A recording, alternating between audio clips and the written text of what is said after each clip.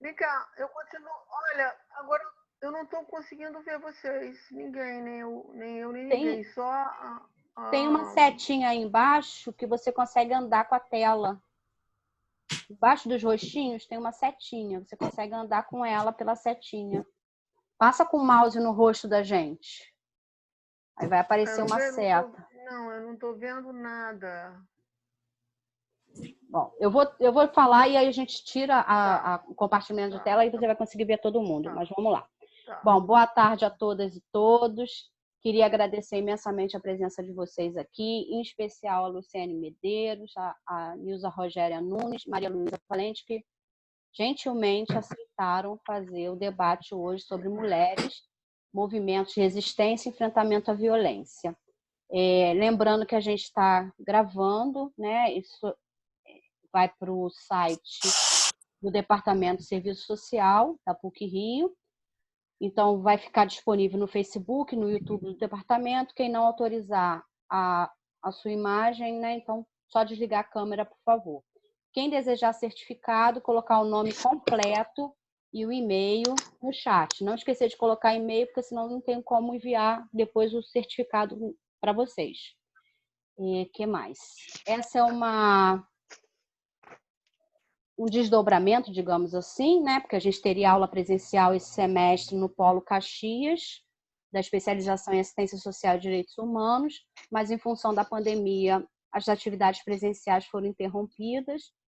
E aí, por uma sugestão da professora Heloísa Mesquita e pela conversa com os alunos, a gente então pensou, e eu agradeço imensamente a essa turma pela proposição que eles fizeram dessas lives. No primeiro momento, a gente fez com os professores que estariam com eles esse semestre, depois a gente deu continuidade, abrindo para outros professores. Então, como eu disse, essa, né, da especialização lá no Polo Caxias, de Assistência Social e Direitos Humanos. Vou pedir para desligar os microfones no momento das falas, para a gente não atrapalhar a fala das nossas palestrantes, que tem muito o que nos abrilhantar essa tarde. Todas elas são professoras do Departamento de Serviço Social da PUC-Rio e têm uma larga experiência na temática da mulher. As perguntas são encaminhadas pelo chat. Novamente, informar que a gente está gravando, então quem não quiser ter sua imagem vinculada a essa gravação, é só desabilitar a câmera de vocês. Câmera, o negócio ali ficou errado. Os certificados, novamente, para quem desejar colocar no chat. Vou, então, interromper o compartilhamento, que aí a gente consegue se ver, para quem quiser deixar a tela aberta, né? Fica mais fácil, mais acolhedor. E passar, então, imediatamente já agradecendo e pedindo para que cada vez que um professor for falar, que ele se apresente. Então, passar para a professora Nilza Rogéria, que é professora do Departamento de Serviço Social, agradecendo imensamente a contribuição de vocês. Bom, boa tarde a todas e a todos, né? Nós temos aqui uma maioria quase absoluta de mulheres, mas fico feliz que tem um Daniel aqui também, pelo menos ao meu alcance. É um prazer estar aqui compartilhando essa tarde, né? A convite da Cindeli, mas também com as demais professoras que vão estar aí nessa roda de conversa, uma roda diferente, mas não deixa de ser um espaço de troca de diálogo, também um prazer de poder rever, né, nossas alunas e ex-alunos aqui, né, também disponibilizando do seu tempo, nesse momento, né, da gente estar se encontrando para refletir sobre um tema que eu acho extremamente importante, necessário e potente para o tempo que a gente está vivendo, né? Bom, eu sou Nilza Rogéria de Andrade Nunes, uns me conhecem como Nilza, outros me conhecem como Rogéria, né? Essa junção de dois nomes que não combinam muito, não tem problema, a gente atende pelos dois, dependendo de onde vem o chamado. Nilza Rogéria inteiro, só minha mãe que chama, então é quando dá bronca, coisa de quem tem dois nomes e que nasceu nos anos 60, né? Então, vocês já entenderam como é que vem essa história. Eu sou professora lá do departamento, né? Tenho a minha graduação em serviço social, um mestrado em psicologia, um doutorado em serviço social e um pós-doutorado em saúde coletiva. E venho, né, há bastante tempo trabalhando com a trajetórias de mulheres que são lideranças femininas em favelas do Rio, né? E isso me acompanha já pelos meus mais de 30 anos trabalhando nas favelas nas periferias, né, do Rio e também de outros centros urbanos. E acho que o que eu tenho aqui é um pouquinho para trocar com vocês, né, para provocar e para pensar junto sobre o que a gente vem chamando de uma feminização do poder nos espaços populares, né? Então, assim, a temática como proposta para essa conversa é mulheres, movimentos de resistência e enfrentamento à violência. E aí, eu acho que dá início, né, a nossa conversa a partir dessa potência das mulheres e desse movimento, né, que elas vêm protagonizando nos espaços populares, extremamente relacionado à proposta da mesa. E aí, eu acho que a professora Luciene, que falará depois de mim, ela vai falar de uma violência que acomete as mulheres. Então, eu vou falar de uma violência que está nos espaços populares, né? Eu vou falar dessa violência do Estado, dessa violência maior, que não é só uma violência que atinge pessoalmente, né? Mas uma violência que está perpetrada nos espaços populares a partir, né, da forma como a cidade se constrói, da forma como o acesso, né, a bens e serviços, as políticas públicas, elas chegam a esses espaços. E a gente conhece, e é sabido, publicamente sabido, né, que a nossa desigualdade ela é abissal, né? Os espaços populares, eles são espaços coabitados por pessoas que são os trabalhadores, né? Trabalhadores que estão nas condições mais precarizadas das relações de trabalho, que estão muitas vezes na margem, né, dessa distribuição social da riqueza e, ao mesmo tempo, nesses espaços a gente tem uma sociabilidade, uma relação de parceria e relações de comunidade de uma forma muito intensificada. É muito importante a gente perceber como é que isso veio se dando nesse momento, inclusive, da própria pandemia, né? O quanto que essa coisa dessa comuna, né? Nessa coisa desse diálogo dos espaços de uso comum, ele se fortalece aonde o Estado chega cada vez de forma mais precarizada, né? E cada vez menos, valorizando menos, né, as demandas e as necessidades dos moradores que ali estão. E nesse movimento de resistência social, então nós temos as mulheres, né? Nós temos as mulheres de uma forma muito enfática, muito propositiva, e esse movimento ele começa nos anos 70, né? Ele cresce, ganha um maior adensamento aos anos 80, 90, e ele vem crescendo. Nos anos 70, os anos 80, a gente tem nesse movimento os movimentos de luta por creche, o movimento de luta pela questão da luz, as comissões, né, dos espaços populares, muito protagonizada pelas mulheres. Os homens fundaram as associações de mulheres, e as mulheres fundaram as associações de mulheres. E nesse movimento, elas brigavam por questões que conferissem a elas melhor condição para que elas, inclusive, pudessem acessar mercados de trabalho, ter espaços que pudessem deixar seus filhos com mais segurança. A gente tem o movimento das creches comunitárias. Isso veio num crescente dos anos 80, dos anos 90, e nos anos 2000, né, a gente tem um boom de explosão das organizações de base comunitária, né, muitas vezes chamadas organizações comunitárias, e hoje a gente percebe, né, o que isso acontece notadamente nesses espaços populares, como outras organizações que não estão relacionadas diretamente às associações de moradores. E nessas OBSs, né, como a gente chama, organizações de base social e comunitária, elas são majoritariamente lideradas por mulheres, né? Essa afirmativa eu venho desenvolvendo numa pesquisa de um mapeamento de como se dá esse movimento de feminização do poder nesses espaços populares, e nós temos hoje uma base de dados com 110 lideranças femininas de favelas do Rio entrevistadas, e dessas 110 mulheres, a gente tem algumas afirmativas que não são generalismos, nem temos a pretensão de transformar nisso, mas que eu acho que confirmam, né, e afirmam que há esse protagonismo, esse ativismo social e político, né, nesses espaços. Dessas mulheres, né, fazendo esse movimento de resistência social e de luta pelas suas comunidades, 90% são mulheres negras e 65% desse grupo já acessou a universidade.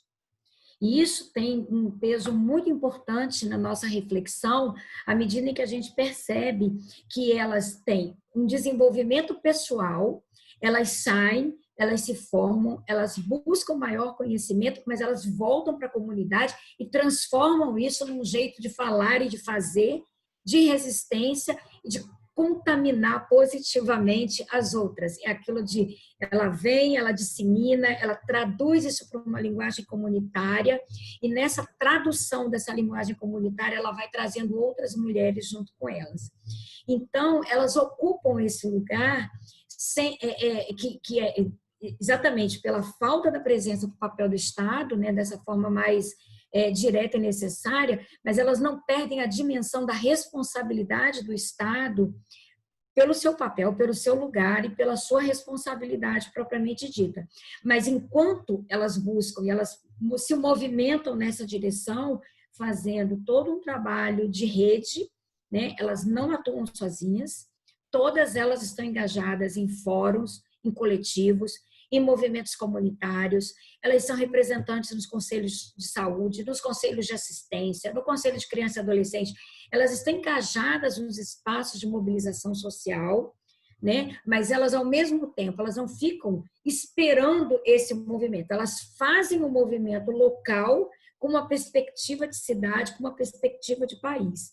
E esse diálogo entre aquilo que se busca fora e aquilo que se traduz para dentro desses espaços populares, né, notadamente nas favelas e periferias, é um movimento que a gente percebe de um crescimento assim bastante acentuado. Nesse mapeamento, né, que eu estou desenvolvendo, que nós estamos desenvolvendo, que tem as alunas junto comigo fazendo, a gente percebe, e de quando elas começam o trabalho, a partir dos anos de 2010, a nossa curva faz uma verticalização extremamente interessante. E isso é a nossa aposta, né? É a nossa aposta de que a gente tem mulheres fazendo a diferença nos espaços populares, né? Traduzindo aquilo que é de direito para uma linguagem que as outras compreendam aquilo que é de direito e que não é de favor, num movimento de resistência social, numa luta coletiva, né, trabalhando em rede, porque elas não estão sozinhas em momento algum, e, ao mesmo tempo, elas se fortalecem enquanto lideranças nesse processo.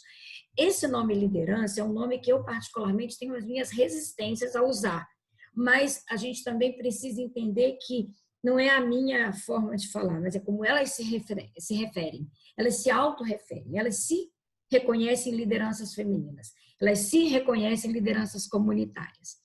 E aí, nesse movimento, elas se aproximam muito das pautas do feminismo negro, né? do movimento feminista de mulheres negras. Mas isso não é, nesse grupo, uma coisa hegemônica.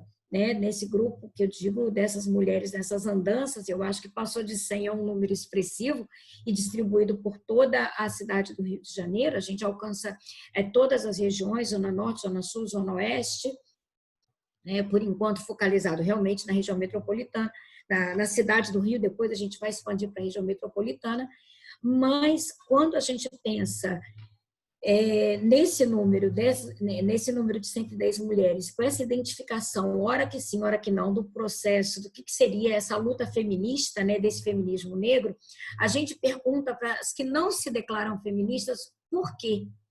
E aí, quando elas nos respondem o porquê, elas respondem com respostas extremamente feministas. E aí a gente pensa, então, que feminismo é esse que elas não estão se encontrando? E aí, nesse momento, né, a minha defesa, né, é uma defesa em construção, embora já esteja com um artigo submetido e aguardando publicação, é de que a gente, então, alarga o conceito do que a gente chama de feminismo popular.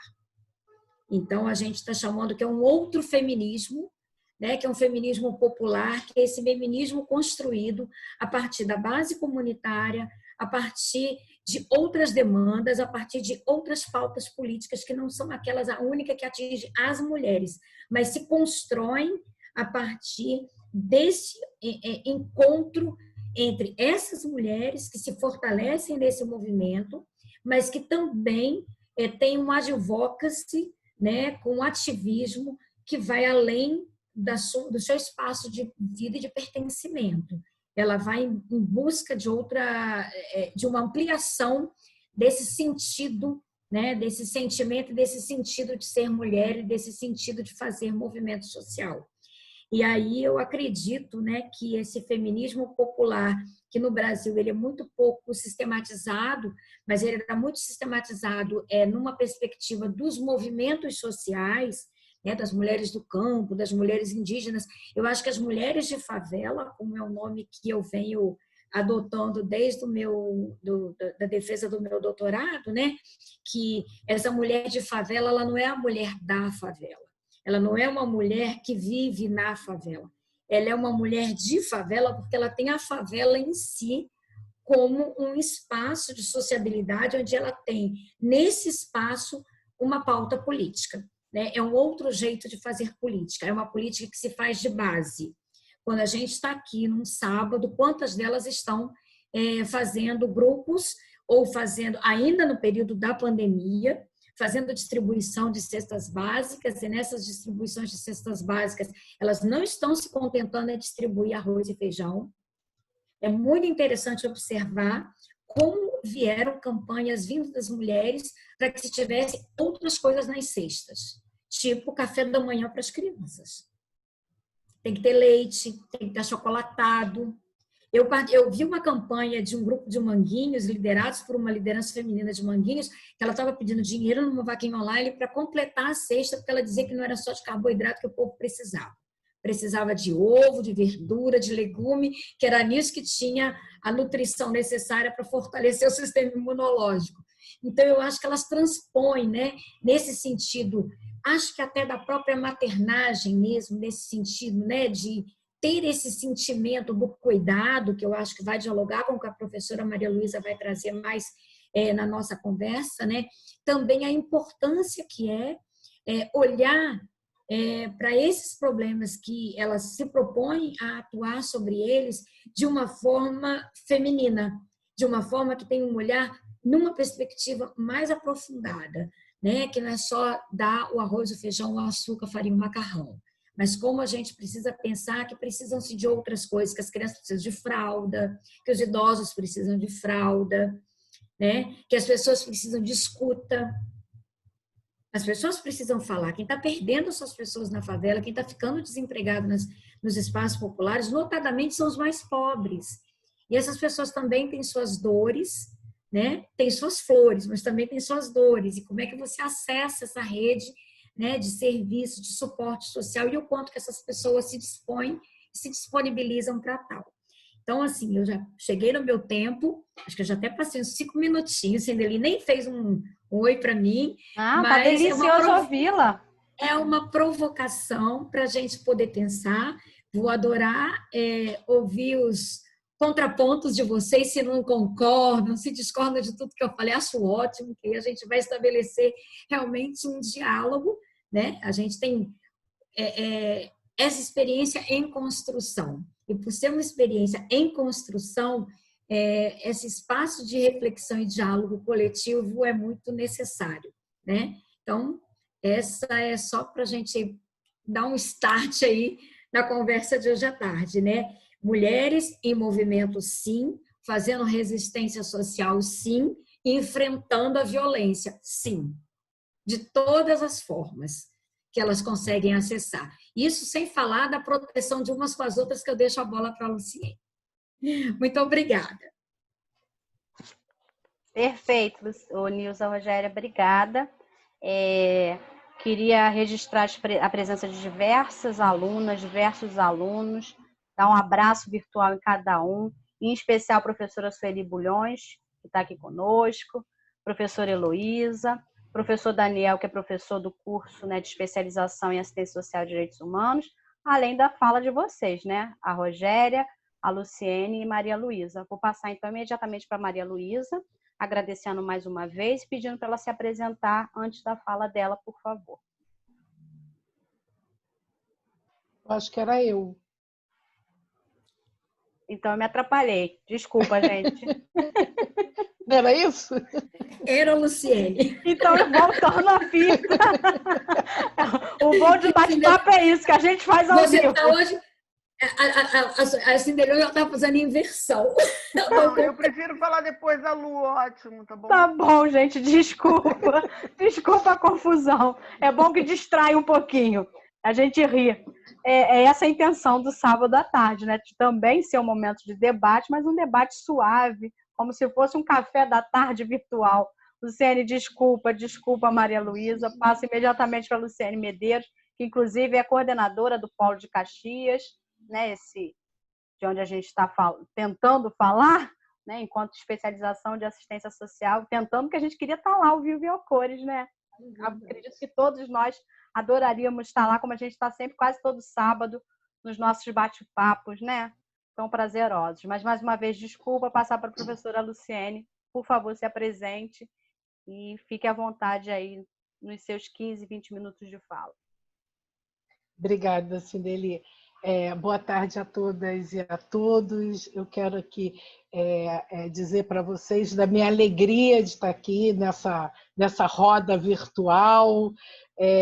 Eu fiz uma postagem no Facebook e falei que esse encontro era o encontro das queridas, né? Porque está falando junto com Maria Luísa e Nilza Rogério. São duas queridas, né?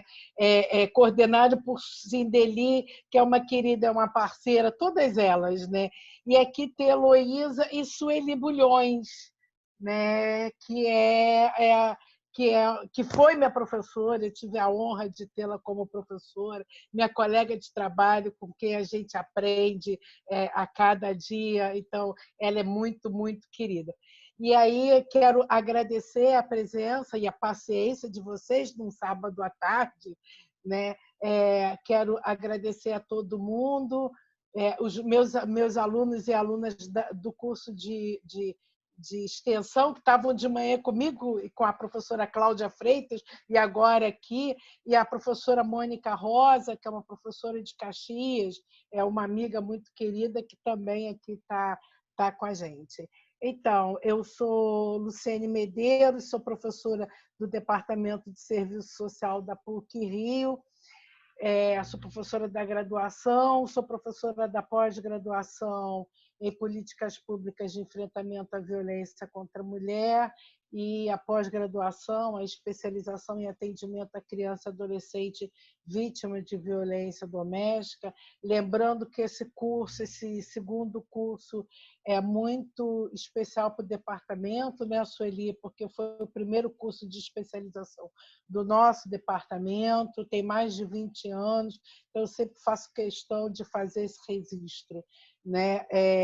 Sou autora do livro Em Briga de Marido e Mulher, o Estado deve meter a colher, é fruto da minha tese de doutorado, mas, antes de tudo, eu sou uma militante, e aí ouvir Nilza Rogéria falar, eu comecei a lembrar da minha dissertação de mestrado, Nilza, Mulheres no Espaço Político, uma construção na vida e da vida, que, por sinal, o título, que eu sou péssima em título, Sueli Bulhões, lá em 1998, né, Sussuca, me ajudou, eu tirando os cabelos, os poucos que eu tinha e tenho, mas que era uma dissertação que falava e que fala, né, da atuação das mulheres no movimento social, no caso específico da Federação das Associações de Bairro de Duque de Caxias.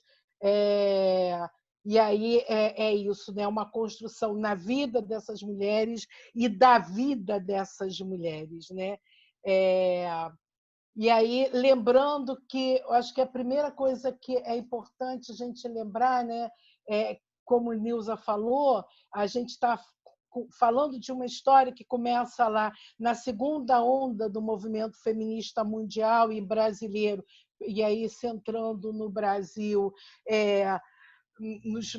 no final da década de 60, 70, quando essa segunda onda vem, né, bebendo de Simone de Beauvoir, das autoras feministas, né? Quando o feminismo dizia que o corpo me pertence, que o espaço privado também é político, e a célebre frase da Simone de Beauvoir: não se nasce mulher, torna-se mulher, né?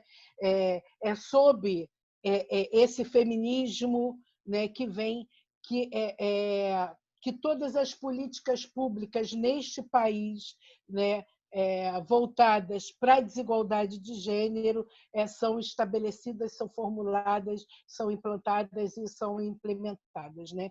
E lá na década de 80, que é o início, eu sou historiadora por formação, né? E sou mestre em serviço social, doutora em serviço social, com muita honra pelo Departamento de Serviço Social da PUC-Rio. E aí, lembrando que lá na década de 80 do século passado, e a gente já está falando do século passado, né, existia uma distinção entre movimentos de mulheres e movimentos feministas, né? Isso era muito forte naquela época, né? Porque concebia-se que movimentos de mulheres eram movimentos formados eminentemente por mulheres, mas não somente por mulheres, que, no caso específico do Rio de Janeiro, lutava-se principalmente pela carência de infraestrutura urbana. Então, a luta da creche, dos postos de saúde, de transporte, de saneamento básico, eram lutas extremamente importantes, né? Eram lutas da centralidade. E aí, o papel das associações de moradores, se no estado de São Paulo o movimento sindical tinha a força, no estado do Rio de Janeiro o movimento associativo tinha preponderância na organização, né? Inclusive no período do processo da redemocratização brasileira, né? Então, os movimentos de mulheres eram isso. Eu, quando começo a minha militância, eu não me autodeclarava feminista. Eu sou de Caxias, do município de Duque de Caxias, né? Sempre residi e militei e milito aqui na cidade. Então, a gente se autodeclarava movimento de mulheres, né? E o conceito de movimento feminista, embora que eu fale no singular, a gente tem que ter a compreensão que é um conceito, né, plural, tanto no que diz respeito à questão teórica quanto da ação política, né? Então, movimentos feministas eram movimentos que tinham na sua centralidade as questões mais específicas das mulheres e, principalmente, a compreensão de que as desigualdades entre homens e mulheres na sociedade são desigualdades construídas socialmente, né? Isso é fundamental, inclusive para a temática do enfrentamento à violência contra a mulher, né? Então, então, todo movimento feminista é um movimento de mulheres, mas nem todo movimento de mulheres é um movimento feminista, né? Então, dito isso, e isso é super importante, e é nesse contexto, né, que você tem, de um lado, os vários movimentos de mulheres neste estado, as associações de moradores, na Baixada Fluminense, MUB, MAB, ABM, a FAMERGE, a Federação Estadual das Associações de Moradores, a FAFERGE, a Federação Estadual de Favelas, né, eram extremamente fortes. E você tem os movimentos feministas, né, que eram formados por mulheres de classe média, mulheres brancas, né, mulheres que tinham a questão dessa centralidade e da busca da desigualdade. E os temas prioritários eram a questão da saúde da mulher, a discussão da saúde e da violência. O tema da violência contra a mulher sempre foi um tema importante na agenda dos movimentos de mulheres e feministas nesse país e nesse estado, e eu diria a nível internacional, né? É claro que cada contexto, em cada local, você tem aí o seu colorido diferente. Dito isso, eu acho que é importante, e Nilza fala, né? A gente vai ter, logo em seguida, a contribuição do feminismo negro, que é fundamental, e hoje a gente fazer a discussão sobre o feminismo, a gente fazer a discussão sobre a atuação das mulheres, é fundamental a gente beber desta fonte, né? Tem uma categoria para nós importantíssima, que é a categoria da interseccionalidade, que vai nos ajudar a compreender essa realidade que ela é tão complexa. Por que eu estou dizendo isso? Porque sempre se passou para a gente essa imagem da mulher, a mulher fluminense, a mulher brasileira, a mulher. Ora, esse conceito abstrato. Não existe a mulher fluminense, a mulher brasileira, né? Existem as mulheres, né? No plural, que esse gênero ele vai se constituindo na interseção e não tem uma valorização daquilo que é melhor, daquilo que é mais ou menos, mas horizontalizado, né? Do lugar de raça e etnia, do meu lugar de classe social, do meu lugar territorial. Né? Então, eu sempre brinco com os meus alunos e alunas, uma mulher jovem que reside na Baixada Fluminense e uma mulher jovem que reside na cidade do Rio de Janeiro vão ter experiências desse feminino diferenciadas. Né? Então, dependendo do lugar de raça, etnia, de classe social, se a pessoa tem deficiência, se a pessoa, se essa mulher, né, mora no norte do país, enfim, dependendo da sua orientação sexual. Então, você tem as mulheres, e esse colorido que faz. E aí, eu estou dizendo isso para dizer que a gente parte da premissa, essa é uma delas, e uma segunda, tão importante quanto, é que a gente vive uma sociedade marcada estruturalmente pela desigualdade. Né? Essa sociedade brasileira, essa é a sociedade capitalista, né? Um capitalismo que hoje está aí na sua forma mais, diria eu, mais cruel, dentro desse contexto fascista, genocida que a gente vive. Claro que não dá para aprofundar, mas a gente precisa caracterizar, porque a gente não está vivendo qualquer momento da história. Né? Então, para dizer para vocês que, nessa perspectiva de uma sociedade marcada pela desigualdade, né, ser uma mulher negra nessa sociedade, ela sofre, né, muito mais do que mulheres brancas, do que outras mulheres. Né? Não é por acaso que os índices de violência contra as mulheres negras são extremamente elevados, estão subindo cada vez mais. Bom, e aí eu estou falando de violência, eu já estou falando em 10 minutos, vocês me conhecem, sabem que eu fico desesperada. Né? E o que é essa violência? Essa violência de gênero. Essa violência de gênero é essa violência que a mulher sofre pelo fato de ser mulher. Né? Então, toda violência que nós mulheres sofremos pelo fato de serem mulheres, nós estamos sofrendo uma violência de gênero. E onde acontece essa violência? Ela acontece no espaço societário, é na sociedade. Né? Entre homens e mulheres. Por se é na sociedade, eu não vou me ficar perplexa, porque ela acontece na igreja, na escola, na universidade, nos grupos de amigos, nos clubes, enfim, ela está aí. Nem toda violência que nós mulheres sofremos é uma violência, é um crime. Né? Tem violências que estão tipificadas na lei, e aí são considerados crimes, e tem violências que a gente sofre que são violências de gênero, pelo fato de sermos mulheres, mas não são crimes. Se eu pego o meu carro, eu e qualquer uma de nós, né? Quem alguém aqui já viu um homem ser xingado no trânsito pelo fato de ser homem, que está dirigindo ruim? A gente nunca vê isso, né? Mas a gente vira e mexe, vê, você está dirigindo e uma pessoa te xinga pelo fato de ser mulher. Ora, isso é uma violência de gênero, mas isso não é crime. Percebe isso? Então, a gente vive na sociedade situações de violência pelo fato de sermos mulheres.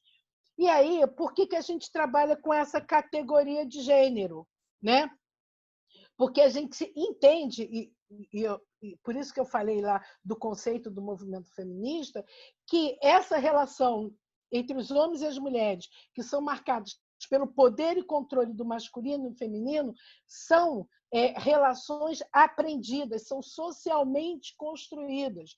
Portanto, se são construídas, podem ser desconstruídas, podem ser revisitadas, repensadas, né? Então, assim, nós não partimos da concepção que é da natureza do masculino matar uma mulher, que é da natureza do feminino estuprar uma mulher. Se fosse assim, todos os homens seriam estupradores, todos os homens seriam assassinos de mulheres pelo fato de serem mulheres. Não, não é isso. Por isso que nós trabalhamos com essa categoria de análise. Gênero é uma categoria de análise que nos ajuda a compreender essas relações. Bom, dito isso, então a gente está tratando aqui de uma violência de gênero. Há várias violências de gênero, né? Há várias, né? O feminicídio é uma violência de gênero. Só que a violência, perdão, a violência que acontece em maior quantidade e qualidade, infelizmente, é a violência doméstica e familiar contra a mulher. E aqui no Brasil está tipificada numa lei que é a Lei Maria da Penha, né? 11.340, de agosto de 2006. E aonde acontece essa violência? Eu tenho 1 minuto, no espaço doméstico, no âmbito familiar. E aí eu já indico para vocês, quem ainda não pegou, pegue o artigo 5º da Lei Maria da Penha, o artigo 7º, que são fundamentais para entender. E veja, a gente está no contexto de pandemia.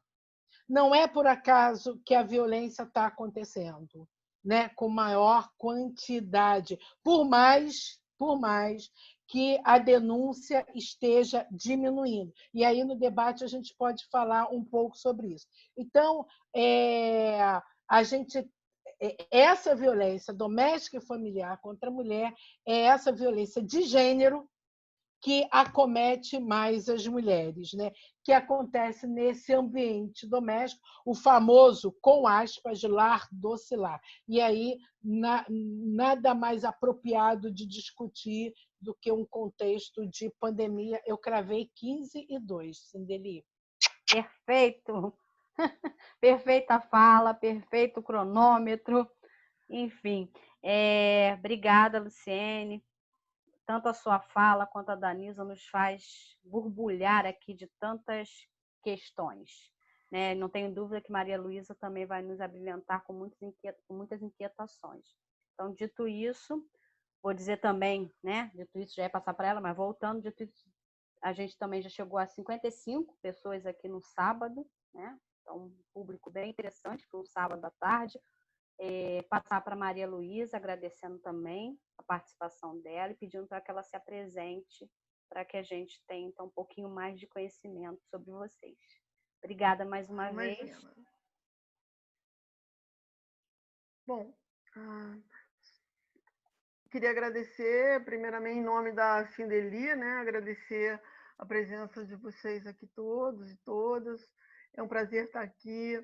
A gente está vivendo tempos muito difíceis, as emoções ficam à flor da pele mesmo, porque não é fácil viver isolada, como se a gente estivesse numa prisão domiciliar sem ter cometido nenhum crime, né? Não tem sido fácil, não. Não há o que glamorizar, não há, é muito difícil mesmo. Então, isso aqui é um remanso, né? Esse sábado à tarde aqui é um remanso. E depois de ouvir as colegas, né, as companheiras, Nilza, Rogéria e a Luciene, para mim fica mais fácil falar, porque vocês já falaram quase tudo, né? Então, eu só vou pensar aqui e ali. E, enfim, para quem, acho que quase todo mundo me conhece, mas eu sempre gosto de me apresentar aqui.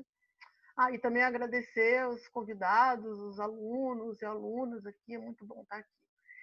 Bom, eu sou assistente social de formação na PUC, me formei em 1980, acho que sou aqui a mais antiga, pelo menos de nós três, e fiz mestrado e doutorado também na PUC e no Departamento de Serviço Social.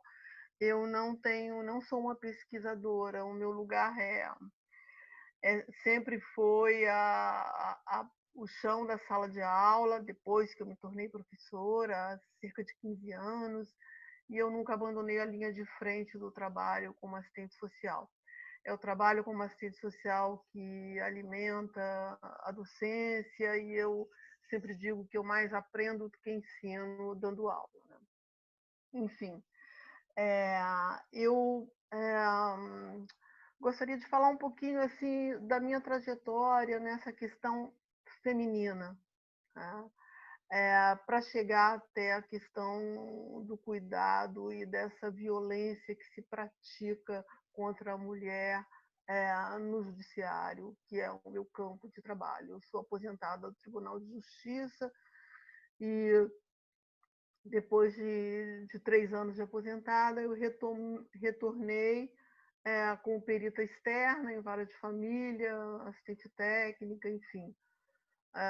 Esse é o meu lugar, né? Que vocês veem como eu sou um pouco viciada em trabalho, enfim.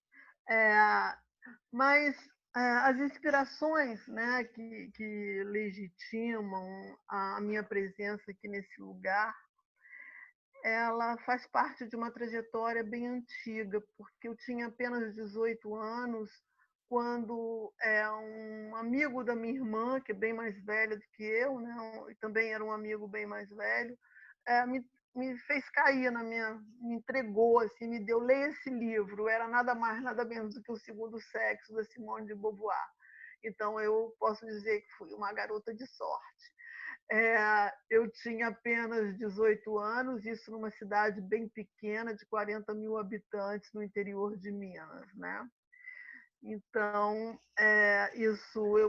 foi uma referência importantíssima. Li aquele livro que estava todo marcado, né? Porque você imagina o que era. Isso foi em 1974, por aí, um comunista naquela época no interior de Minas, era realmente uma coisa bem, né? Você vê por onde eu andava, né? E meus pais não sabiam, mas eu andava, né? Então, ler aquele livro, né, foi muito marcante para mim, né? Embora eu não tivesse uma bagagem para entender a grandiosidade da obra, né?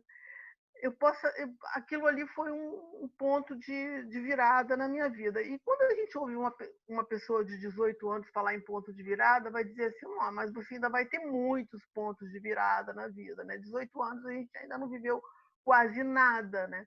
Mas a gente acha que já viveu, mas enfim. E para mim, esse divisor de águas, né? E o que me tocou no livro foi que eu li. O que me tocou foi mais, eu me peguei mais no volume da experiência vivida, que foi a questão da liberdade de viver a sexualidade, porque no início dos anos 70, numa cidade do interior de Minas, havia muita repressão, né?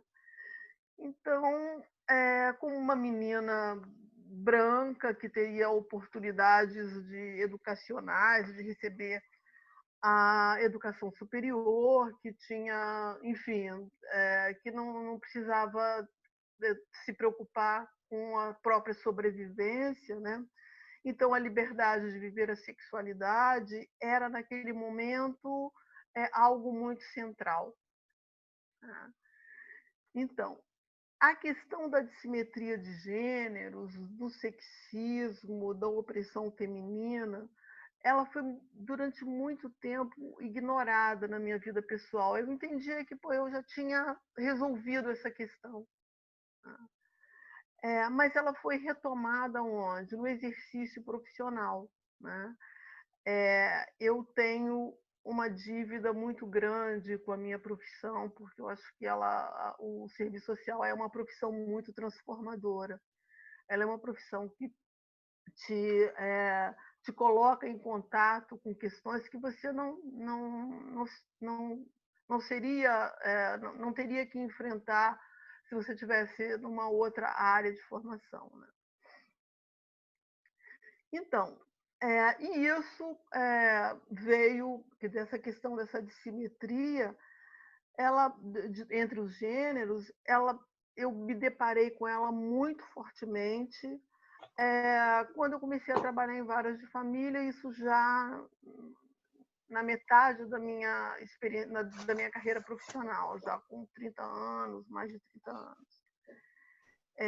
E mesmo depois que eu comecei a trabalhar em vara de família, eu demorei um pouco para compreender como aqueles litígios reproduziam essas dissimetrias de gênero, culpabilizando as mulheres e erigindo estereótipos das mulheres, né? Você vê como é difícil essa compreensão dessa dissimetria.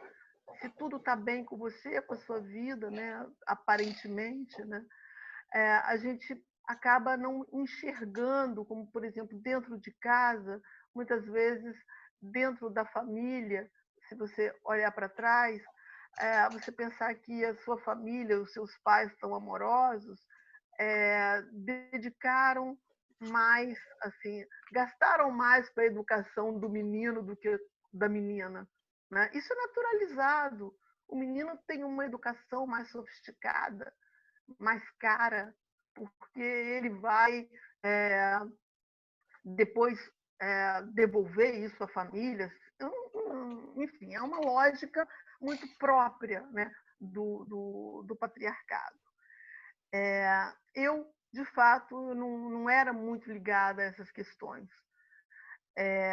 Mas quando eu comecei a trabalhar em vara de família, essa questão, eu sempre digo que os temas, eles escolhem a gente, né? Não somos nós que os escolhemos, né? A gente é tocada por eles e a gente se vê obrigada a ir lá e buscar as suas referências. Então, e que estereótipos eram esses, né, que eu ouvia em vara de família? Não, aquela briga ali é porque a mulher não quer deixar o homem ver o filho porque ela quer uma pensão maior, porque ela quer uma divisão maior dos bens, porque ela é interesseira, porque ela está ressentida com a separação, porque ele a abandonou por uma mais nova, porque quando ele já estava com mais dinheiro, ele casou com outra e vive uma vida muito mais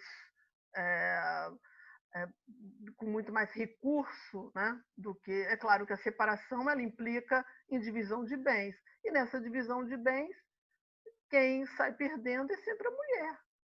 Por que a mulher sai perdendo? Porque grande parte do trabalho da mulher é o trabalho do cuidado.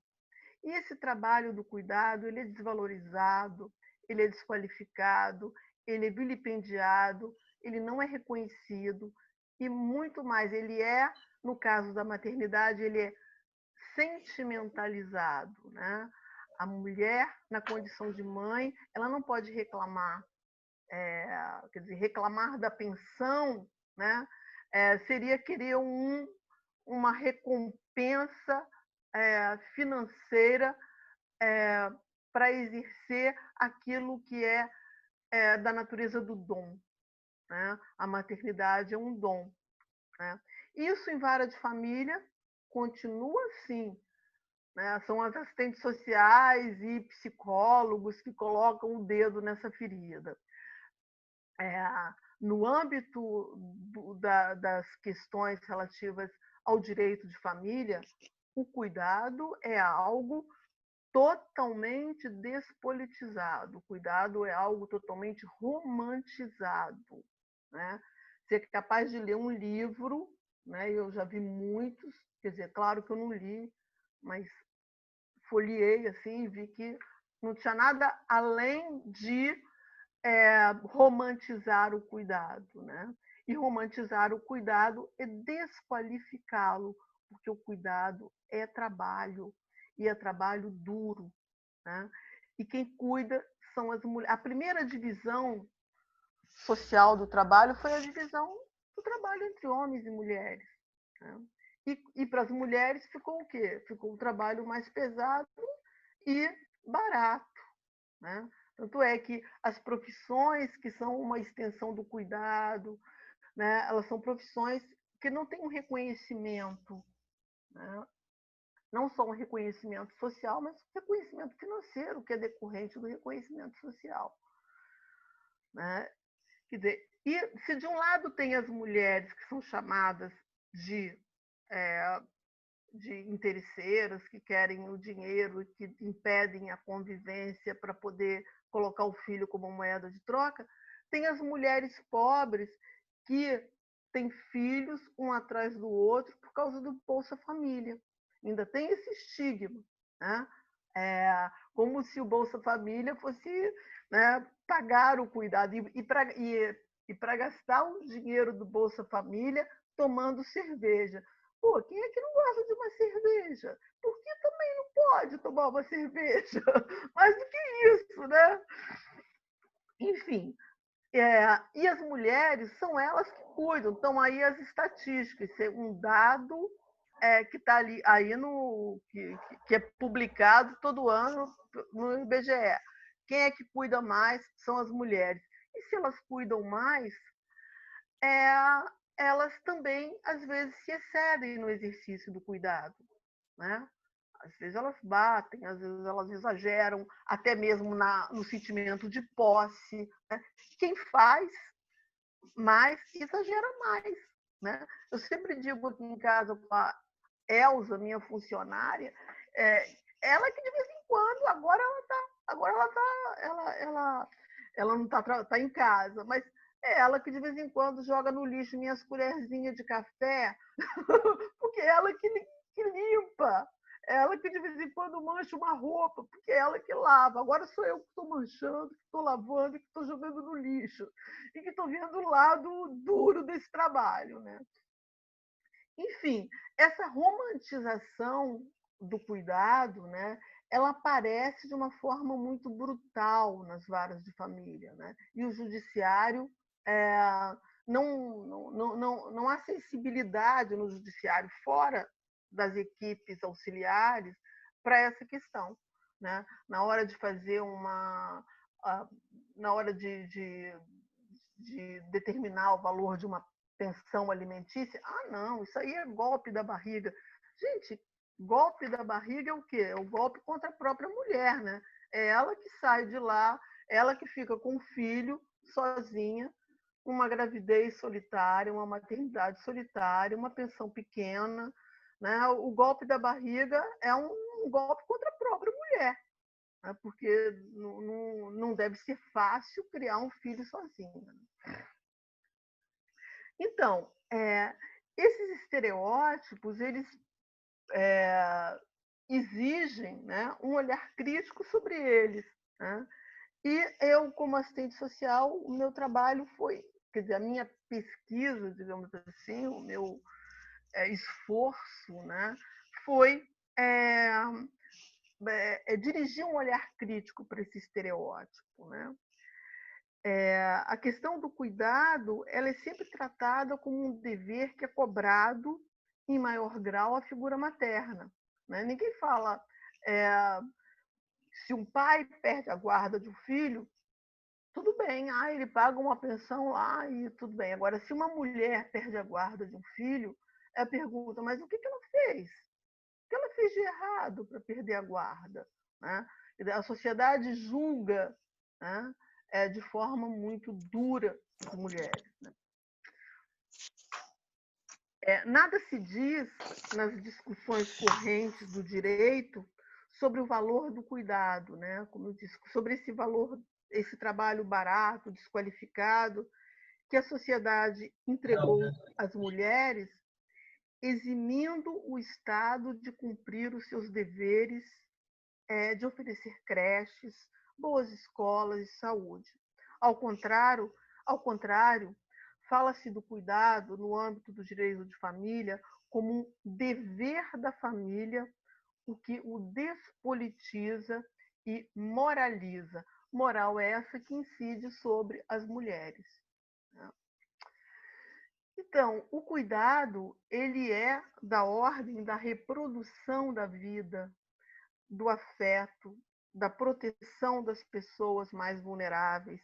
E hoje, nesses tempos que estamos vivendo aqui, os tempos de pandemia, nesses tempos sombrios, cuidar de si e cuidar do outro é uma questão de sobrevivência da espécie. O cuidado, hoje, ele ganha contornos políticos na medida em que o discurso oficial, o discurso hoje, né, do nosso governo, né, impele as pessoas ao risco, em favor de fazer girar a economia, como se a acumulação, como se a ganância do capital fosse capaz de, na lógica do mercado, reproduzir a vida. Ou seja, quando se fala, tem que fazer, abrir a economia, não, a economia ela está aberta, ela está deficiente, mas ela está aí. É muito cruel o que a gente está vivendo e, por outro lado, nos leva também nos possibilita refletir de forma muito crítica e valorizar o cuidado. Hoje, cuidar, né, a questão do cuidado, ela não ela ocupa todas as esferas da vida social, né? Se você, quer dizer, usar máscara, cuidar da própria higiene, manter o distanciamento social, é a reprodução da vida.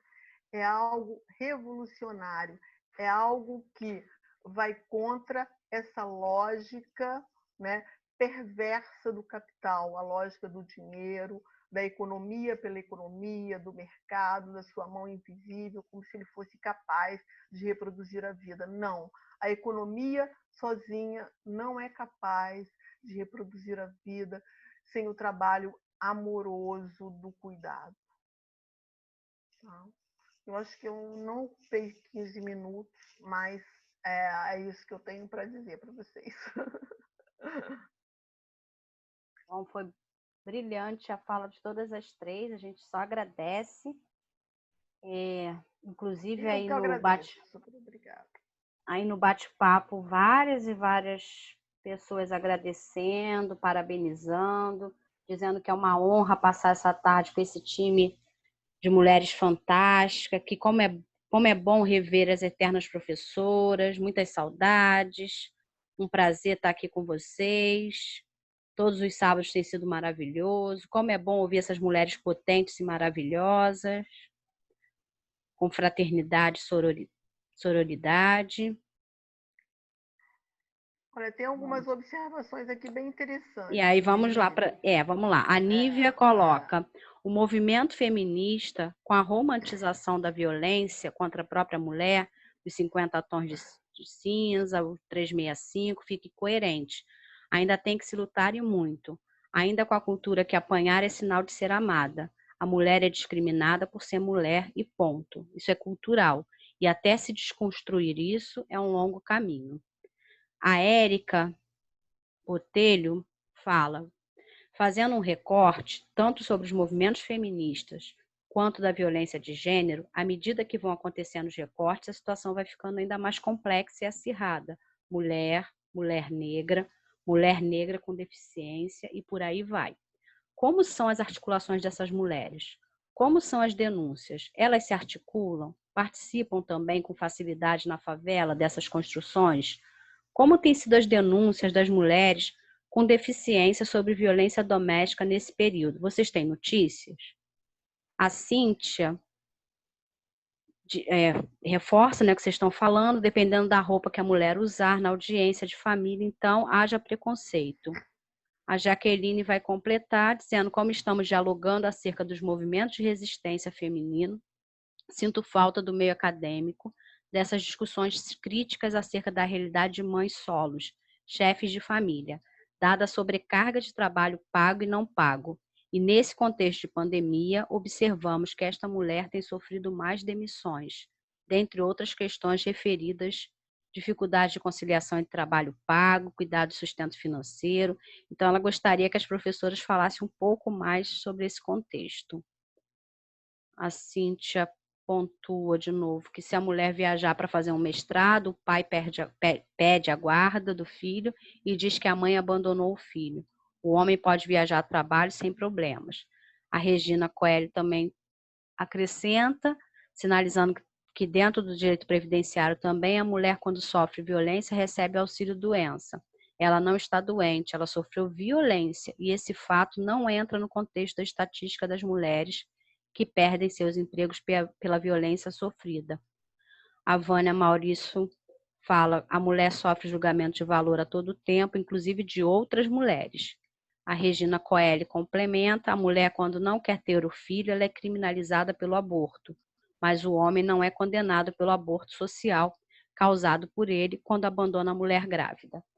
Vou passar para vocês e aí depois a gente vai ver as outras questões que forem aparecendo aqui no chat, porque acho que já tem bastante questões aí para a gente refletir, não é isso?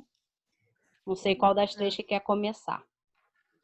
Eu Fiquem à posso vontade. começar com algumas questões aqui, e daí as meninas gostaram das meninas, Luciene, Maria Luísa segue. Sim, meninas sempre. Então, não, porque eu acho que tem uma questão mais ampliada aqui, que eu acho que pode ser interessante para a gente refletir, e aí eu acho que retoma um pouco a fala da Luciene com relação às interseccionalidades, né? Quando alguém coloca e faz, inclusive, a referência dos dados das mulheres com deficiência.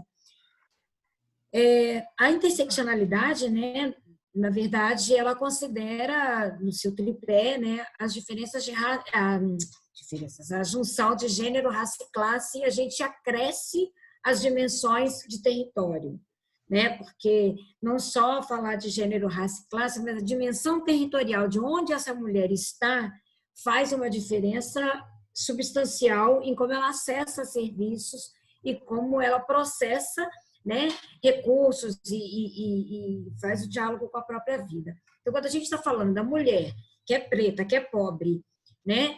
Então, ela é uma mulher, ela é negra, né? Ela é pobre e aí ela é favelada, né? Então, quando você acresce essa questão territorial, isso tem um marcador importante. E se a gente acresce a essa mulher a deficiência, então a gente tem realmente uma questão que é um desafio, né?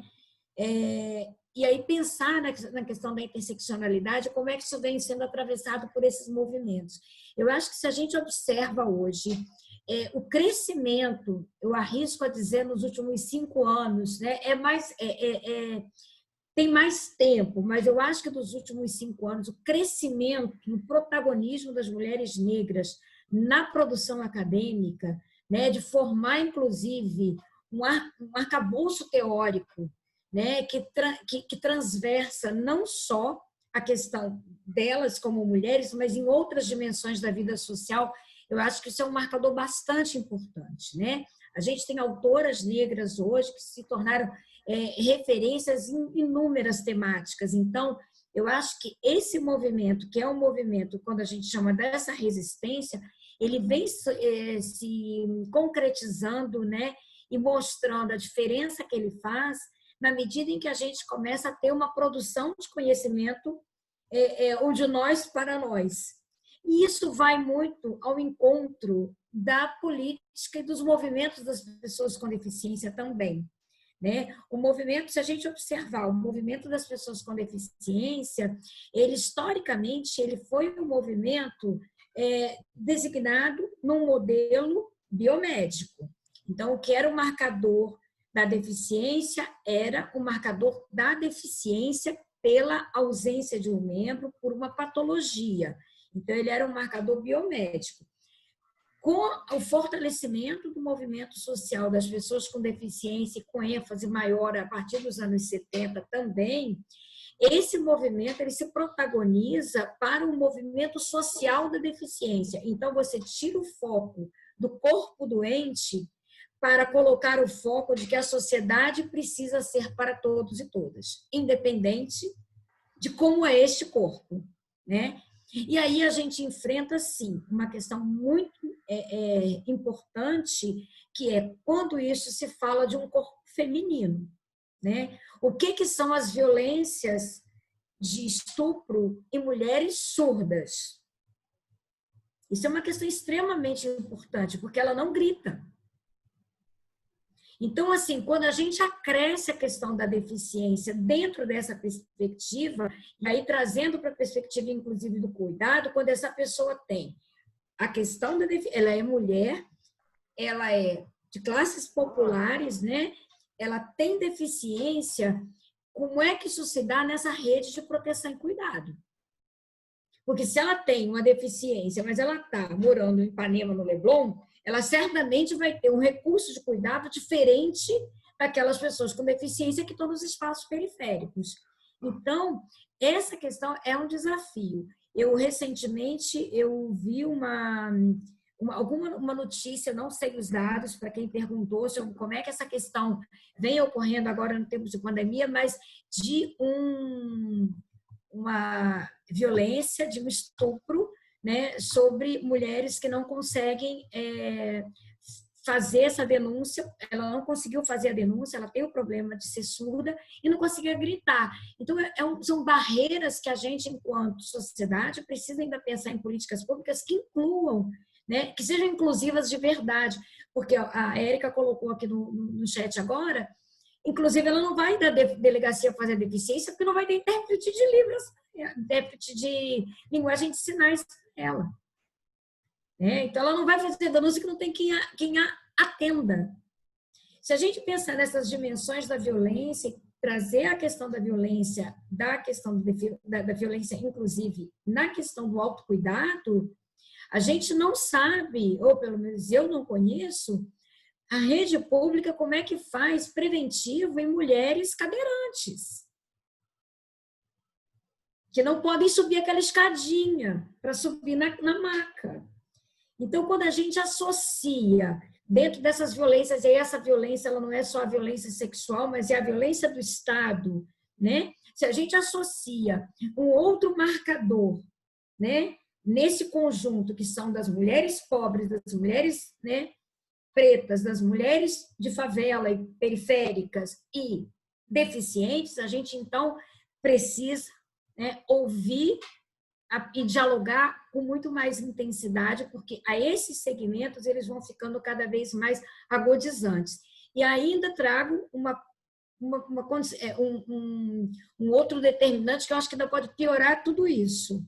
Se todos esses marcadores se refletem numa mulher de rua, que está em situação de rua, né? As mulheres em situação de rua, como é que a vulnerabilidade, né, acomete, e aí eu tiro a deficiência não só a física, mas a questão dos comprometimentos de saúde mental, que é uma questão extremamente recorrente nas mulheres em situação de rua, que são majoritariamente mulheres pobres e pretas, né? Então, eu acho que para nós que trabalhamos nesse diálogo, né, nessas reflexões, nós temos inúmeros desafios para pensar e para tentar entender como a gente pode, né, ser incisivo na proposição, na formulação, na contribuição, na reflexão de políticas públicas que possam, de fato, trazer uma dimensão do direito de cidadania. Eu não estou nem só chamando a questão da proteção na perspectiva da proteção social,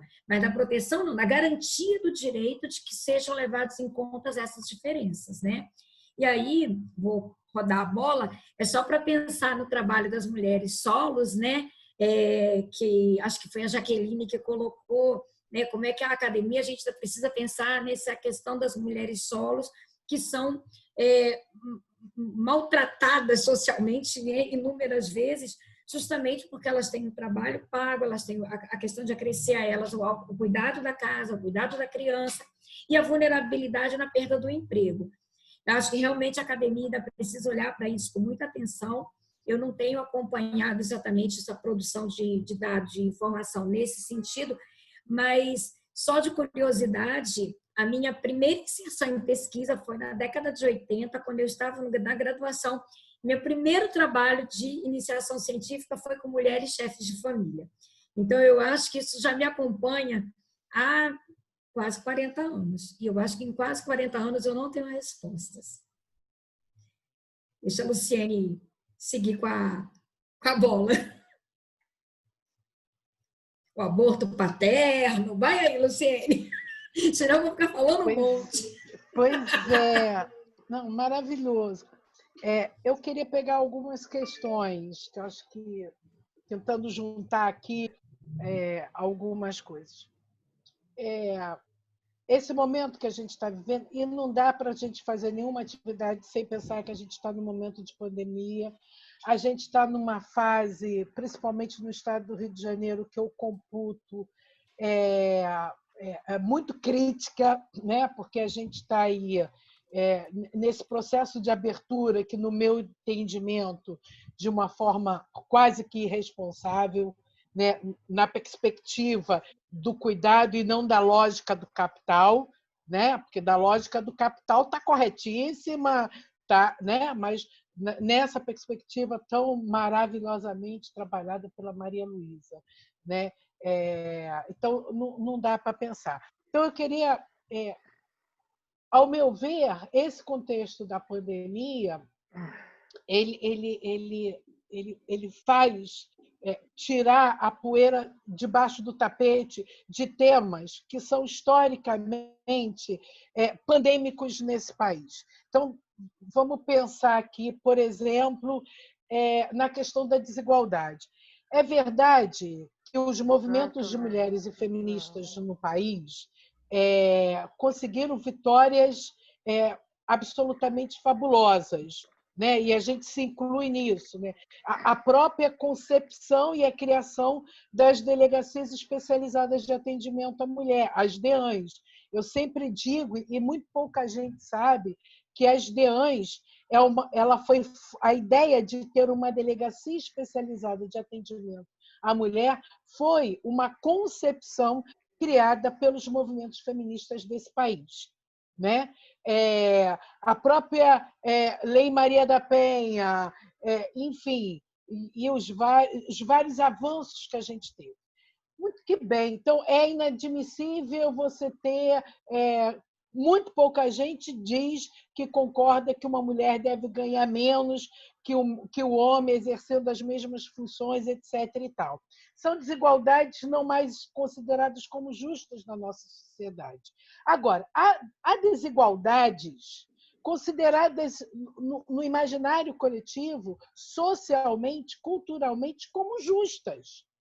E essas desigualdades estão muito no campo do espaço privado, no campo do espaço doméstico e familiar. Então, é extremamente considerado justo de que a responsabilidade do cuidado da casa, do cuidado das crianças, né, seja da mulher.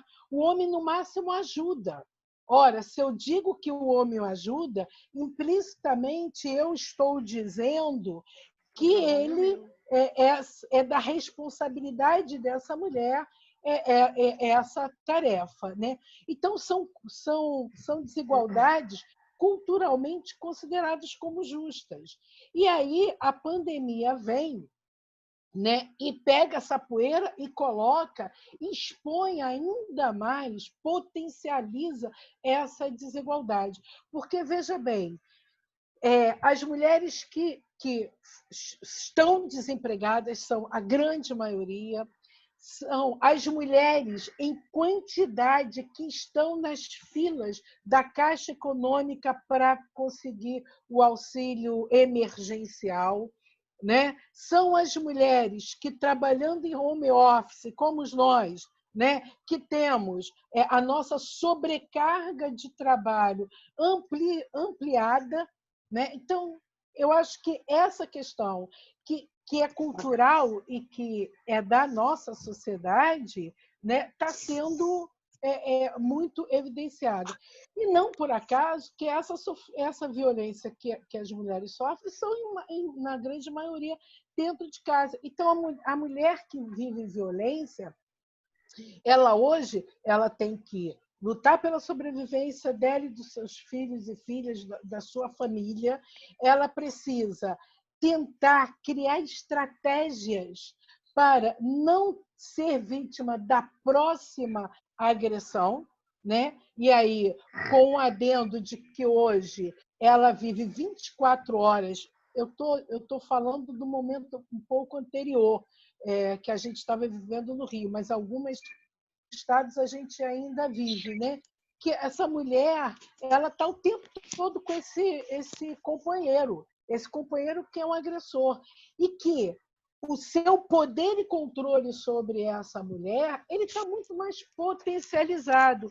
Então, a gente tem que perceber que não é a pandemia que está trazendo, mas a pandemia está expondo, né, toda essa situação.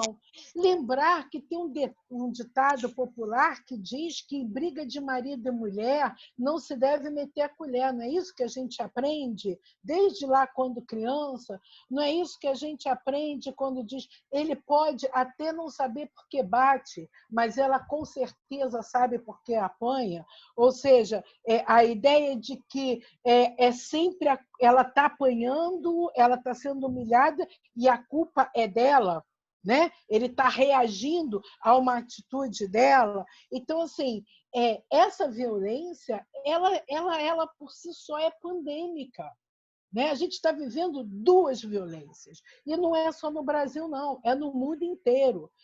E aí eu quero lembrar para vocês, eu sempre cito isso, e quem tiver a oportunidade de pegar esse texto na internet, por favor, peguem e vejam. Aliás, esse texto me foi.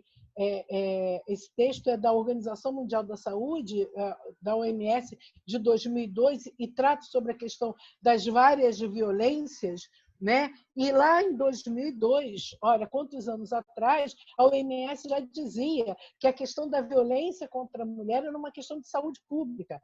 Era também uma questão dos direitos humanos, mas a partir de então considerada uma questão de saúde pública, e isso de âmbito mundial. Então a gente precisa, e aí eu estou pegando. Não é por acaso, por exemplo, que em processos de separação, né, o empobrecimento das mulheres, não é à toa que as mulheres, as famílias monoparentais chefiadas por mulheres estão na base da pirâmide, são as mais pobres, né? Então, tem a temática da feminização da pobreza. Então, veja, essas questões sempre estiveram presente na nossa sociedade e que a gente precisa, como muito bem disse Maria Luísa, né, atender esta mulher que está sofrendo violência. E aí, no contexto atual, a ação dos movimentos de mulheres, dos movimentos feministas, as belíssimas campanhas que estão acontecendo Brasil afora, mundo afora, né? Eu participo do Fórum Municipal dos Direitos da Mulher de Caxias, que é uma articulação das instituições da sociedade civil, e a gente criou uma campanha dizendo isolamento social sim, violência contra a mulher não, e criamos a hashtag Mete a Colher, ligue 180. Né? Então, a gente tem inúmeras campanhas belíssimas. Aqui, não sei se vocês viram aquela campanha da menina que está numa reunião de trabalho e aí a colega percebe que ela está com a blusa e aí pergunta e ela está sofrendo violência e aí chama a polícia. Enfim, são campanhas belíssimas e a importância desses movimentos nesse momento.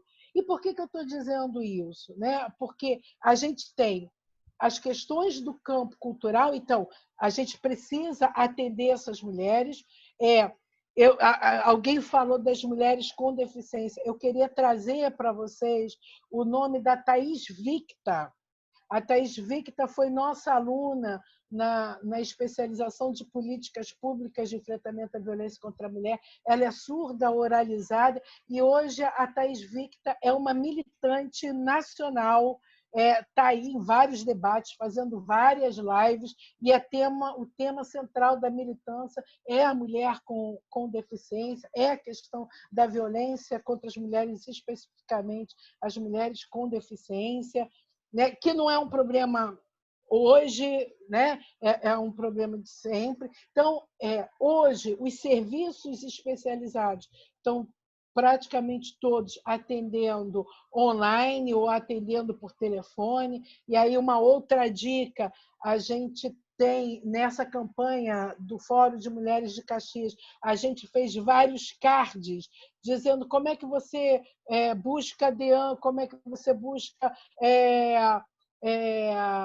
a Defensoria Pública, como é que você busca os centros de referência, enfim, né? É importante que a gente diga, porque, como todo mundo está mais em casa, ou deveria estar, né? Mas estamos, a gente está ouvindo mais, a gente está vendo mais, a gente está sentindo mais. É aquele silêncio que é um grito estrondoroso, é aquele grito que a gente... Então, a gente está tendo contato. E aí, no momento de pandemia, nós, vizinhos e vizinhas, amigos e amigas, familiares, a gente tem um papel importantíssimo, porque a nossa atitude pode salvar uma vida. É simples assim e é profundo assim. Então, assim, eu sempre digo que tem 2 números extremamente importantes neste momento, que é 190. Se a gente tiver ouvindo uma mulher que está naquele momento sendo agredida, a gente liga para o 90 e a polícia vem, né? Então, a gente liga. E se a gente sabe de uma mulher que sofre violência e a gente não sabe como ajudar, né? Que serviço orientar, a gente liga para o 180. Esses números são de abrangência nacional e eles dão orientação para a gente. E aí, para terminar, queria dizer que a gente, essa pandemia que é a violência contra a mulher nesse país, um país hoje que tem um governo, né, que não só a gente, infelizmente, nesse país, a gente ultrapassou a fronteira do desmonte dos serviços.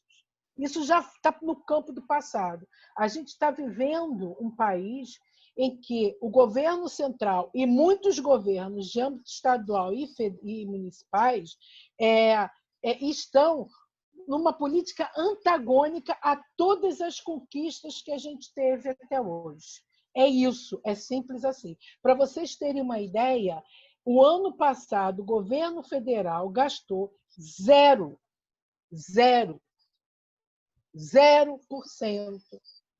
de recursos financeiros em políticas públicas de enfrentamento à violência contra a mulher. Isso é muito grave. Então, quando hoje, no momento da pandemia, todo mundo fala, mas não está fazendo isso, infelizmente, para nós que tratamos e lidamos com a temática, para nós feministas, isso não é novidade, porque isso já estava dado. Né? Um governo em que diz que agora as mulheres não vão mais receber os R$600. Enfim, e aí a gente precisa atender aquela mulher que está naquele momento sofrendo violência e a gente precisa pensar em políticas públicas. E pensar em políticas públicas é fundamentalmente pensar em orçamento. Quanto no meu município tem de orçamento para políticas públicas de violência?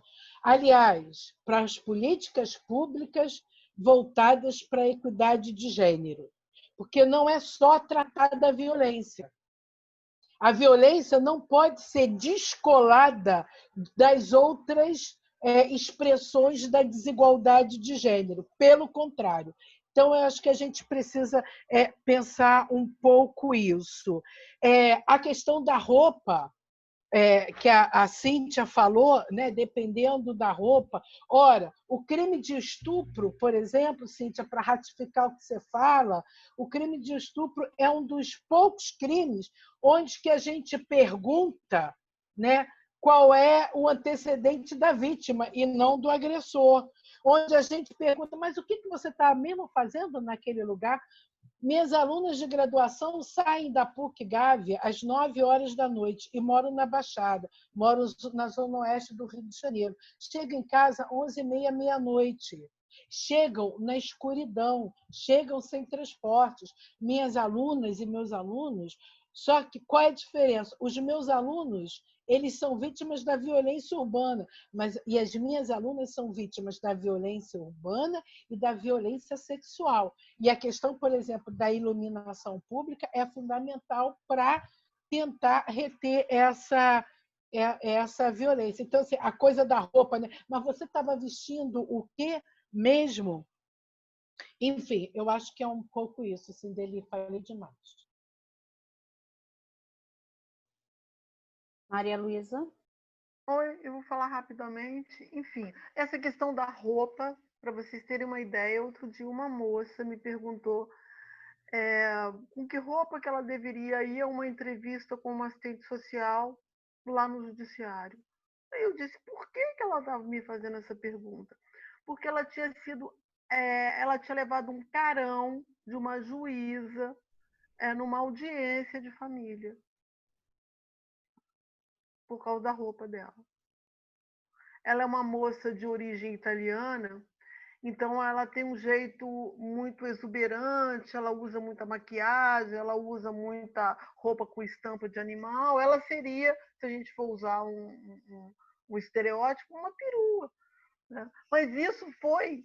ela se apresenta como uma perua. E aí? Eu falei, não, na entrevista com a assistente social, você vai do jeito que você quiser, mas, enfim, por que essa pergunta? Para você ver o grau de opressão dentro da instituição. Tá? E só para fechar essa questão da violência institucional, né? Eu acho que essa questão da guarda compartilhada, por exemplo, eu acho que deveria ser uma regra. Se tem medida protetiva, não pode ter guarda compartilhada. Porque a questão da convivência familiar, do direito à convivência familiar, ele acaba colocando a mulher em risco. Tá? Então, é claro que isso não pode haver uma vinculação de um processo com o outro, porque o juiz tem que ter independência. Né? Então, isso acaba na mão de quem? Dos profissionais, assistentes sociais e psicólogos, de opinarem desfavoravelmente a uma guarda compartilhada, enquanto tem uma medida protetiva vigente. Mas isso deve ser uma cultura, né? Deve se estabelecer, porque há uma glamorização da guarda compartilhada. A sociedade entregou às mulheres o trabalho do cuidado. Tá? Então, agora, os homens, as queixas dos homens chegam a ser, algumas delas chegam a ser ridículas. Tá? E diante da realidade, né, que se coloca, né, diante da dissimetria que há entre homens e mulheres. Eu queria até fazer uma pesquisa sobre as queixas dos homens. Quais são as queixas dos homens? Né? Essa é uma ideia que eu tenho para pesquisar, porque realmente é choro de crocodilo. Né? Então, essa questão da guarda compartilhada, quer dizer, há uma desqualificação da medida protetiva dentro do próprio judiciário. Essa é uma questão que tem que ser discutida nos fóruns, sim. É assim que a gente pode colaborar. Tá? Não, mas essas medidas protetivas, isso aí é tudo... Essa medida não é uma coisa séria. Não, se está vigente, não pode haver guarda compartilhada. Isso deve haver um protocolo nesse sentido. Tá? Já que o juiz tem que ter independência, não pode vincular uma decisão judicial a outra, mas que haja um protocolo, que haja uma cultura, né, de respeito a uma decisão do juiz da vara de violência doméstica. Tá? Então é isso, gente. Um prazer estar aqui com vocês. Tá? E acho que é isso que eu tinha que falar. Muito obrigada. Bom, nós já estamos quase 2 horas de live, então, por uma questão de tempo, a gente vai estar encaminhando para a reta final. Vou ler um pouco o que colocaram aqui no bate-papo para os palestrantes, passar para vocês para as exposições finais, e aí vocês ficam muito à vontade para considerar o que elas colocaram aqui, tá bom? E aí a gente vai caminhando já para o final. Bom, primeiro as parabenizam pelas ricas explanações, reflexões, todas vocês muito envolvidas, a gente tem clareza do envolvimento de vocês com a temática, todas as falas brilhantes, gratidão pela grande oportunidade, uma honra passar a tarde com esse time de mulheres fantásticas, muito bom revê-las. Vamos lá.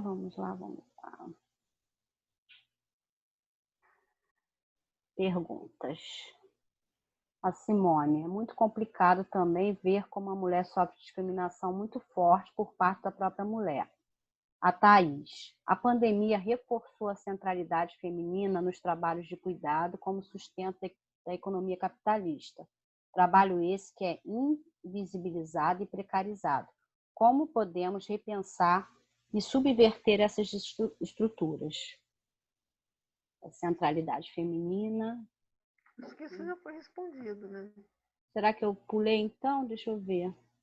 Quer dizer, eu voltei? Edilane. Não, eu acho que a gente já falou nisso. Já falou, bastante, tá. né? Só ler, volto a dizer, vou ler o que está aqui, aí vocês veem. A Luciane colocou isso, né? Quer dizer, a pandemia ela só veio visibilizar mais isso, né? Exatamente. Mas aí vou ler o que elas colocaram rapidamente. Vocês fiquem à vontade nas considerações finais de abordar ou não o que está aqui, porque boa parte já foi abordado, nesse sentido que você está falando mesmo, concordo. A Edilane, trabalho no ambulatório de violência e observamos que, embora seja a violência doméstica e familiar a mais comum, esta é a que menos busca o serviço de saúde. E, infelizmente, alguns profissionais ainda não estão preparados para acolher devidamente esse tipo de violência. Temos ainda muitos desafios nesse cuidado das mulheres. Ana Garcia coloca parabéns pelas exposições apresentadas. No momento atual, sobre as análises de pobreza, violência, racismo, discriminação, feminicídio contra as mulheres, considerar de maneira articulada as questões raça, gênero e etnia simultaneamente. Como se traduz hoje na formação de futuros profissionais de serviço social essas questões?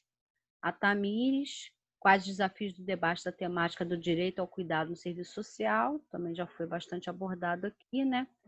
Essa temática ainda é pouco debatida na profissão. A Regina fala do corpo da mulher, deveria ser seu território, ela tem o direito sobre ele. Entretanto, a saúde medicaliza esse corpo de acordo com a demanda reprodutiva.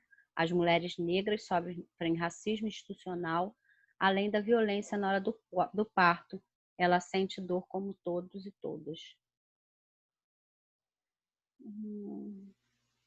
Aí a Regina também lembra do preenchimento dos formulários da família na atenção básica, né, dentro da saúde, onde as mulheres lésbicas, muitas virgens, mulheres trans e homens trans não conseguem o exercício da integralidade previsto pelo SUAS.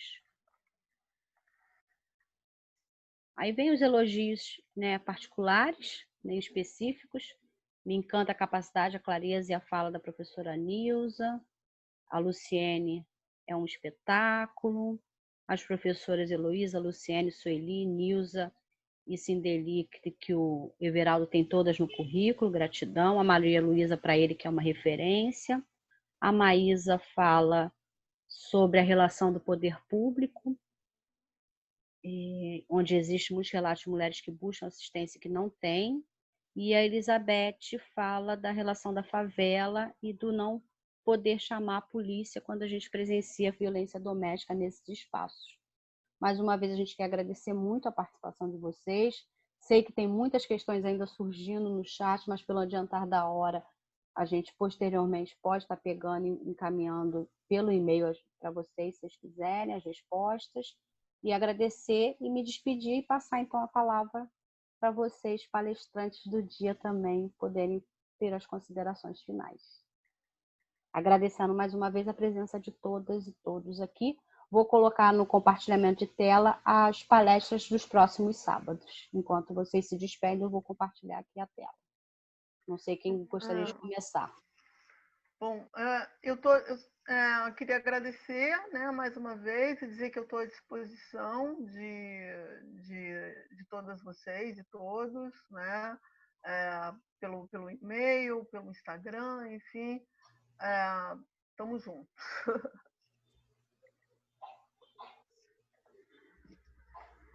Que houve?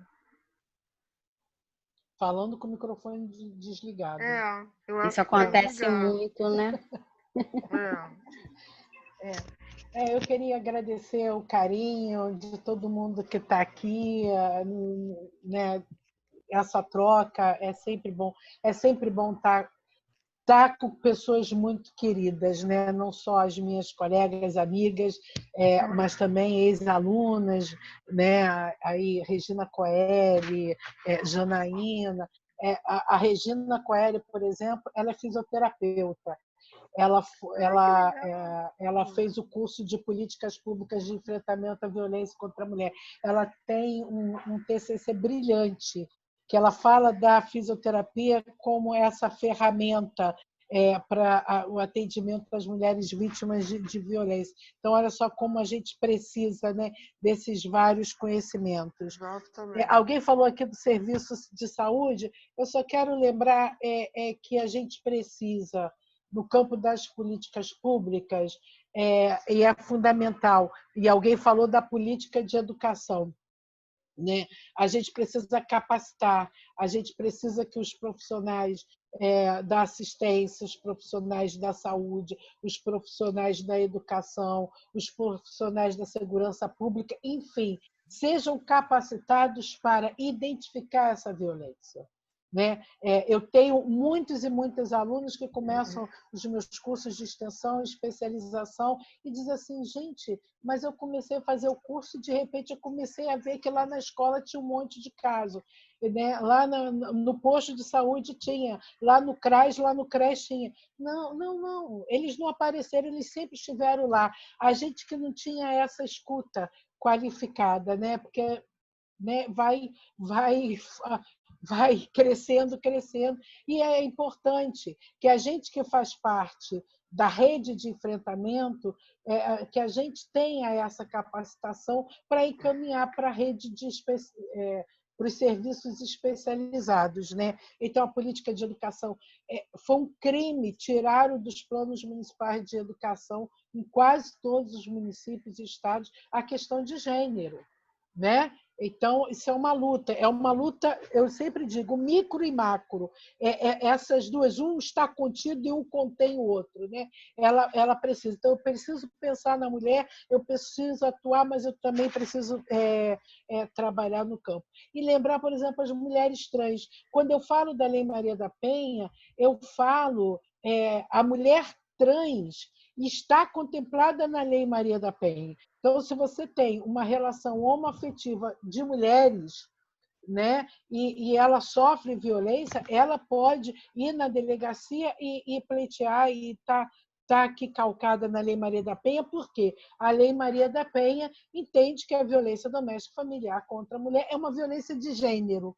Né? Não é, infelizmente, o caso da lei do feminicídio, que entende quanto uma questão de sexo, por mais que a lei do feminicídio ela tenha sido feita 10 anos depois, Maria da Penha 2006, feminicídio 2016. Ela é uma lei importantíssima, mas já é reflexo dessa questão conservadora. E eu queria deixar para vocês vocês podem fazer o download do Serviço Social em Questão número 38, que eu organizei com a professora Rita de Freitas, da UF, e a gente trabalha gênero, feminismos, políticas públicas e interseccionalidade. A gente tem nesse livro aqui, quem já foi meu aluno de especialização, né, Janaína? Já leu artigos desse livro? A gente tem aqui artigos de quase todas as regiões do Brasil. Né? A gente também tem o livro Políticas Públicas de Enfrentamento à Violência contra a Mulher, que vocês podem fazer o download, que são artigos dos professores da especialização de políticas públicas.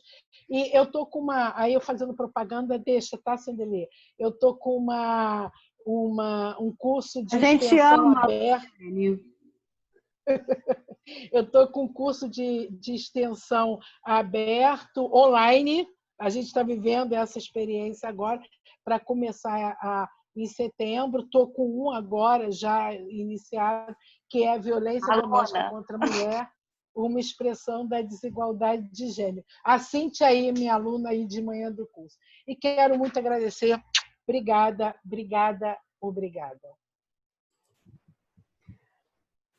É difícil, né? Fechar. Foi muito bom, gente. Foi um prazer estar com vocês aqui nessa tarde, né? Ouvir as minhas companheiras de trabalho e também de militância. Eu queria pegar a onda da Luciene, né, para fazer propaganda dos downloads. No ano passado, o Social em Questão tem um que é a questão da saúde em tempos de austeridade, que eu também organizei, que traz em artigos de um diálogo de saúde numa perspectiva bastante interdisciplinar, também está disponível para download. E também o curso de elaboração de projetos, que tem várias pessoas aqui na roda, que foram minhas alunas também. A gente vai fazer essa experimentação no modelo remoto a partir do final do mês de agosto. Também já está divulgado no site do CCE, né? Ele vai ganhar uma diferença, ele vai ganhar alguns ajustes, né, em função do formato, mas acho que vai ficar bem interessante. Ele agora está como elaboração e análise de projetos sociais, então ele vai ter uma parte também de análise para voltar para quem trabalha recebendo projetos, né, no sentido de também saber interpretar o que as pessoas estão colocando. Então, todos esses dois recadinhos, e para eu encerrar, quero também chamar assim, a atenção dentro do que a gente pode fazer, né, gente? Eu acho que o que a gente pode fazer, nesse contexto que envolve essa questão da resistência, a questão das mulheres, a questão, né, da equidade de gênero, é se engajar, né, e acreditar que a nossa palavra é que transforma. Então, é pensar no efeito multiplicador daquilo que a gente pode produzir, promover, provocar nos encontros que a gente tem, em todos os encontros, né? Em todos os momentos. E só para poder fechar, eu me recordo que estava fazendo um projeto no Educap, no Complexo do Alemão, que era Mulher em Movimento. Era o primeiro grupo que a gente fez, né, o Momento Mulher, para elas terem uma capacitação, para elas serem disseminadoras do trabalho sobre violência contra a mulher na comunidade. Então, a gente resolveu formar um grupo e formar multiplicadoras que eram moradoras da comunidade. Qual foi a nossa surpresa? Elas foram convidadas para participar de um curso. Era um curso de 20 horas. A nossa surpresa foi que todas as mulheres já eram mulheres vítimas de violência. E que elas se perceberam vítimas de violência no momento em que foram convidadas a pensar sobre violência. Porque elas eram atravessadas por essa violência num cotidiano que muitas das questões que elas viviam, elas não percebiam como tal. Então, o que eu quero dizer com isso? Esse efeito multiplicador, essas mulheres se tornaram mulheres que compartilham com outras mulheres. Eu acho que nós, no nosso lugar de onde estamos, na nossa inserção profissional, seja ela na academia, nos serviços, né, na nossa militância comunitária, não importa. A nossa fala, ela é uma fala que precisa ser sempre responsável, no sentido de provocar essa reflexão, de convidar essas mulheres a se sentirem mais fortes, porque elas não estão sozinhas, né? Então, eu acho que isso precisa ser um projeto de vida de todas nós mulheres, né? De que a gente tem essa responsabilidade de ter essa luta como uma luta coletiva e de que a gente pode contribuir, sim, ainda que seja falando para uma. Então, eu acho que esse pensamento dessa rede, ele precisa estar em nós. Da mesma maneira que nós estamos aqui. Tivemos 50 pessoas nessa aula. São 50 pessoas para falar sobre isso. Então, assim, é o meu recadinho carinhoso de gratidão por esse espaço, né? Feliz de ver essas carinhas, matar saudade de tantas alunas, né? Alunos e alunas que estiveram com a gente em outros momentos aí na nossa caminhada, e a gente está sempre aprendendo, gente. Hoje foi mais um dia de saber mais um bocadinho. Muito obrigada, um bom final de semana para vocês e fiquem bem e saudáveis. É isso Antigamente a gente aí, mandava né? beijos, agora a gente pede para as pessoas ficarem com saúde. Se cuidem, né? A gente pede muito isso para as pessoas se Se cuidarem. cuidem, né? Fiquem Na verdade, a saudáveis. gente chegou a 55 pessoas aqui na tarde. É um número muito bom para uma tarde de sábado. Então, muita gratidão à fala de cada uma de vocês, que muito contribuiu para o nosso crescimento, né? Para essa troca rica, gostosa. E aí eu vou, então, interromper um pouquinho a gravação para quem quiser abrir as câmeras, para a gente poder se ver um pouquinho, né? Vou